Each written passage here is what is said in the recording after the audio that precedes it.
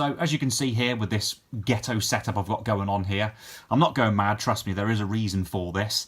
This is a Famicom that I picked up quite some time ago. I didn't do a video when I picked it up, which was a shame, and it had issues, but unfortunately, as anybody from Europe and the UK knows, you can't connect up a Famicom to a TV over here unless it's a TV you've imported from Japan, because of the RF being completely different, and the Famicom only outputs RF as standard.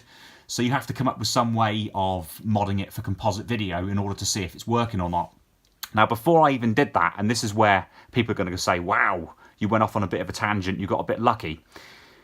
The description on the eBay ad said that it wasn't working at all. You'd get a black screen. And what I did was I actually powered this up before I did anything to it. And I did the finger test, the back of the finger, as Gadget UK 164 said on one of his Commodore 64 videos. And one of the SRAM chips, I think that one there, was getting super hot, and the machine had only been on a couple of minutes and there was no cart in there, so it shouldn't really have been doing anything. So straight away I thought, okay, maybe that RAM chip is dead, because the other one next to it was cold, the CPU and PPU were both cold as well. So I desoldered it, took the chip out completely. I then picked up two chips, these two that I found on a forum. People were saying these RAM chips are the right spec and they work okay with a Famicom with a NES.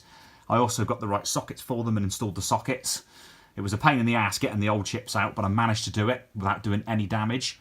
And I've got the sockets and these chips in. And today I thought, let's try and do a sort of a ghetto AV Famicom, or sorry, Famicom AV mod. This isn't the right way to do it at all, guys, because you're going to see from the picture quality when I show you in a sec. But I've got ground and video from the, I think it's from the transistor here, all rigged up, ground, and obviously the video connection, just using crocodile clips and, yeah, just messing about really, because I thought, I don't know if this thing works, having done that fix of swapping the SRAMs and putting new SRAMs and the sockets in.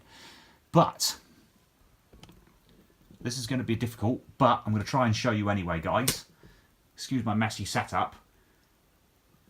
Ignore the horrible jail bars, but that Famicom is working. I fixed it. It is absolutely working fine. And the chips are fine to touch as well, so I think that was the problem. I think I did get lucky. I think my finger test was sufficient. And it's working. There's Mario Brothers, the original Mario Brothers before Super Mario Brothers came out, of course. And it's running on the Famicom. This Famicom actually works.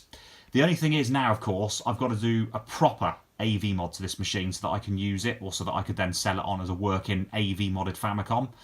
And that's something I'm thinking of doing next, is actually getting the components I need and actually wiring this thing up properly with all the correct things like the resistors, capacitors and whatever you need to get it working. But I am just so stoked, and I thought I'd share it with you guys. You can see the sockets there and there that I've put in, that I installed so that I could easily put the RAM chips in. And yeah, I'm so pleased that it's working. I'll just take you back up to the screen via the current craziness that is my retro gaming setup, and it works. I've got to do something about the controllers because they don't respond too well. They're going to need a clean up. I suspect the pads inside are probably shot as well, the conductive pads, so I'm going to have to do something with that as well.